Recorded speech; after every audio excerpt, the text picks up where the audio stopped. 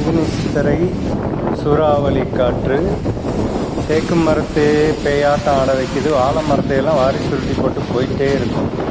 தமிழ்நாட்டில் பெரும்பாலான மாவட்டங்களில் இந்த பங்குனி சித்திரையில் அப்படி தான் இருக்குது. வணக்கம் நண்பர்களே. பலத்த காற்றுடன் பார்த்திங்கன்னாக்க மழை அவ்வளோவா பெய்யலை, சும்மா லேசான சாரல் தான். முன்னாடியே நான் ஒரு பதிவு பட்டம் தவறினால் நட்டம்னு சொல்லி போட்டிருந்தேன். பாருங்கள், ஒவ்வொரு மரமும் வந்து எந்த அளவுக்கு ஆடிக்கிட்டு இருக்குன்னு. கொஞ்சம் காற்று காட்டிலும் கம்மியாயிடுச்சு.